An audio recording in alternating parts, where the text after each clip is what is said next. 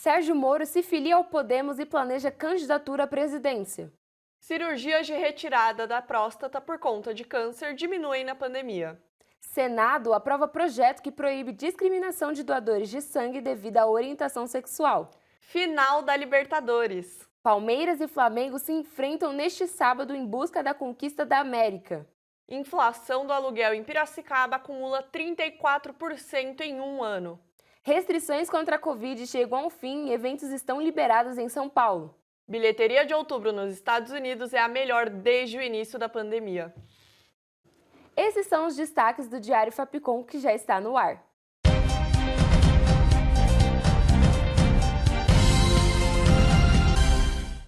O ex-ministro da Justiça, Sérgio Moro, se filiou ao Podemos na última quarta-feira. Especulações sobre uma possível candidatura à presidência vieram à tona.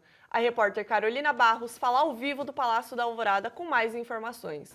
Bom dia, Carolina! Quais os indícios de que Moro está preparando sua candidatura? Bom dia, Beatriz. Realmente, Moro se filiou ao partido Podemos recentemente, confirmando as especulações de que ele estaria participando da corrida eleitoral do ano de 2022. Ele até fez um anúncio oficial aos líderes do seu partido. Após um ano sabático nos Estados Unidos, ele retorna ao Brasil com uma agenda lotada. Entre seus compromissos estão reuniões com políticos para a formação de alianças, a montagem de uma equipe e até a formação do seu próximo slogan para a campanha eleitoral. Agora que ele está entre os 3 políticos mais populares do país, uma pesquisa aponta que Lula ainda continua na frente com 38% das aprovações, em seguida Bolsonaro com 22% e, por último, Moro com 11%. Carolina Barros Lopes, para o Diário da Fapcom. As cirurgias de retirada da próstata por câncer no SUS diminuíram 21% durante a pandemia. A repórter Melanie Scher fala ao vivo do Instituto do Câncer em São Paulo. Bom dia, Melanie. Qual a importância do Novembro Azul para a conscientização sobre essa doença? Bom dia, Andressa, Beatriz e a todos que nos acompanham. Bom, o Novembro Azul nada mais é do que o mês mundial de combate ao câncer de próstata, que é aí o tumor mais comum entre os homens. E o objetivo dessa campanha é alertar a população sobre a importância de se fazer a prevenção e o diagnóstico precoce dessa doença, já que é o que garante uma maior chance de cura. Segundo aqui o INCA, onde nós estamos, que é o Instituto Nacional do Câncer, somente este ano o Brasil deve ter 65.840 novos casos da doença, que é a causa de morte de quase 30% da população masculina que desenvolve cânceres malignos, que é o cientificamente chamado de neoplasias malignas. Já segundo a Sociedade Brasileira de Urologia, um levantamento realizado por eles mostrou que houve uma redução de 21,5% no número de cirurgias de retirada da próstata por câncer no SUS devido à pandemia, se a gente for comparar aí os anos de 2019 e 2020. Portanto, homens, cuidem da saúde de vocês durante todo o ano e aí existe esse mês, Novembro Azul, para conscientizar a população da importância desse cuidado. Aqui é a repórter Melanie Scher para o Diário Fapcom. Senado aprova projeto que proíbe a discriminação de doadores de sangue devido à orientação sexual. A repórter Laís Borges traz as informações para a gente. Bom dia, Laís! Quais serão as punições para quem desrespeitar a regra? Bom dia, Beatriz. Bom dia, Andressa.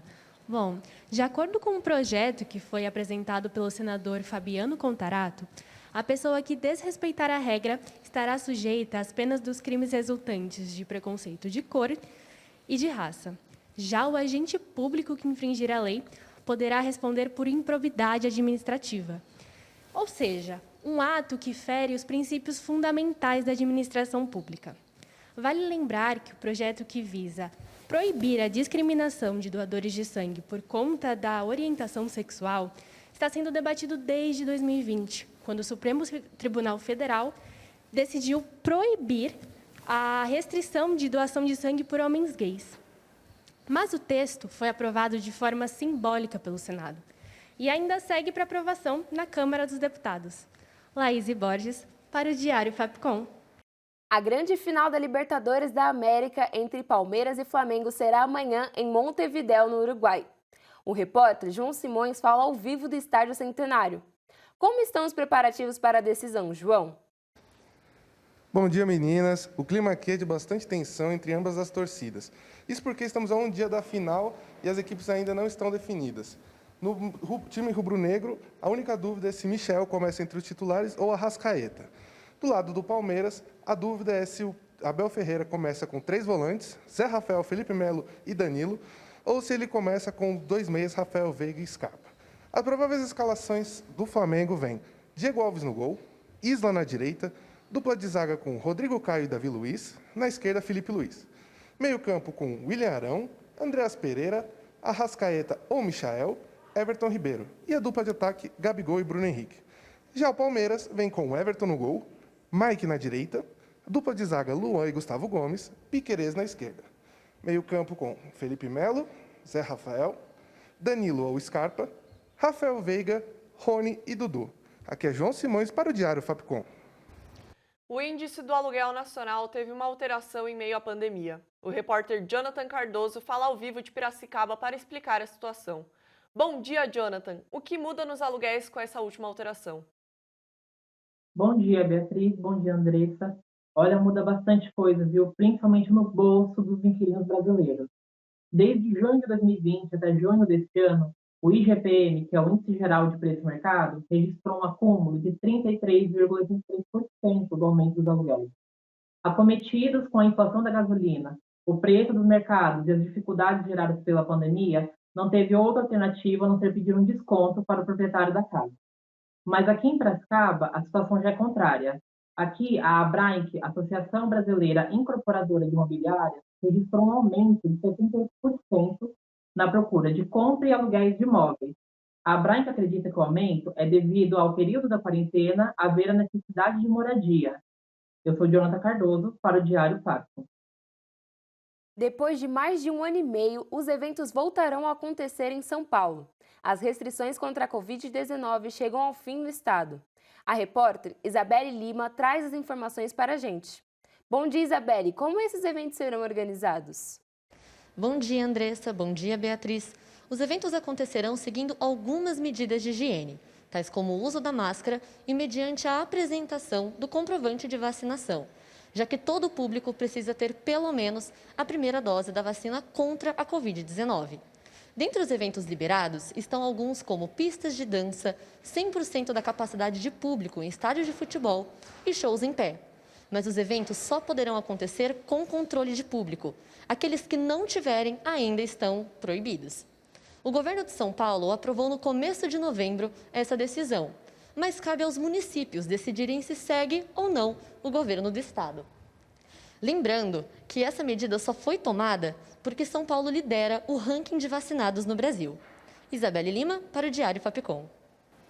A bilheteria de outubro nos Estados Unidos é a maior desde o início da pandemia. A repórter Isabela Rocha fala ao vivo de Los Angeles. Bom dia, Isabela. Quais filmes contribuíram para esse número? Bom dia, Andressa. Bom dia, Beatriz. É isso mesmo. As bilheterias estadunidenses arrecadaram cerca de 638 milhões de dólares neste último mês. Isso se deve principalmente pelos lançamentos de filmes tão esperados como Venom, Tempo de Carnificina, 007, Sem Tempo para Morrer, Halloween Kills e Duna.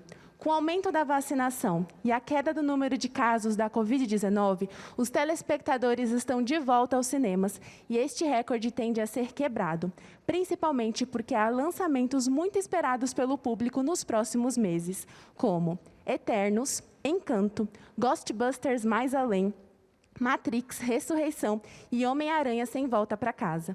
Isabela Rocha, para o Diário Fapcom.